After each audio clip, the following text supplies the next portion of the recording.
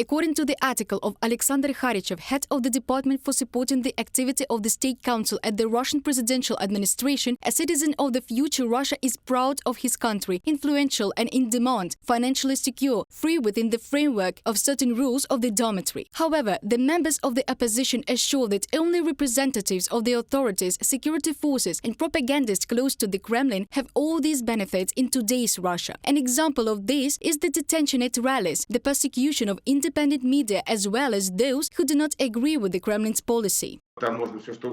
You can write anything you want there, but we know very well that the essence of a Russian person under Putin is that he has no future, and even if he has one, it is terrible. He has to live in a country that looks like a prison, divided into various degrees of regimes, having no rights, seeing forever one irremovable Putin and power that is so high, and it has absolutely nothing to do with him, if only in terms of suppression, deceit and robbery. This is a person who has no prospects, a country that is rapidly lagging behind world progress, poverty, lack of rights, security threats, bad healthcare, poor education and complete global isolation.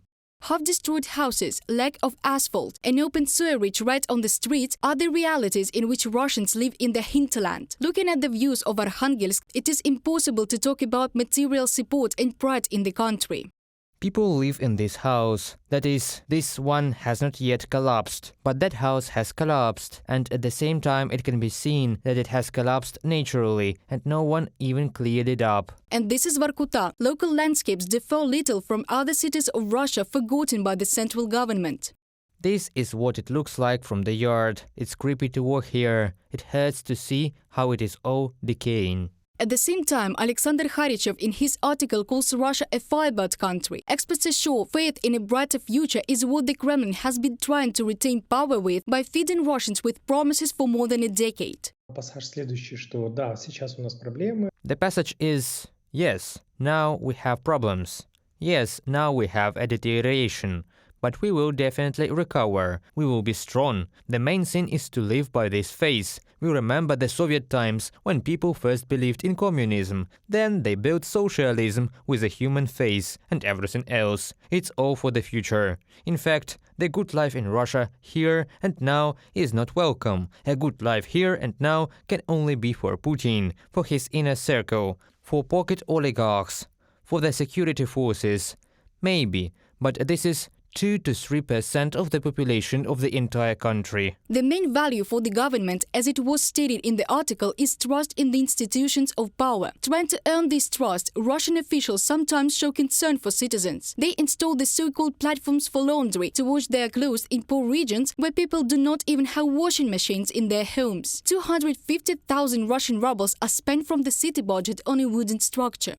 Every year, the city administration concludes contracts with the vendor for the installation and maintenance of the so-called floating docks for laundry, which are in great demand among the population. The author of the article calls the Federation the guardian of good amid a full-scale war unleashed by the Kremlin against Ukraine, the killing of thousands of civilians, the incessant massive shelling of peaceful cities. However, the oppositions are convinced that these theses, in the event of a victory of the armed forces of Ukraine on the battlefield, will crumble like a house of cards, and the Russians will have to realize that they have been lied to for decades.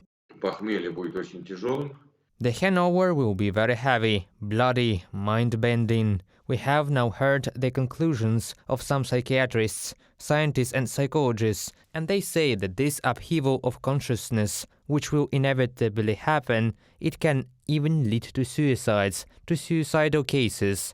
That is, it will be such a bitter disappointment, it will be such a harsh understanding of the situation, up to cases of suicide. Reported by Dana Kolesnik, Larissa Zubenko, UATV News.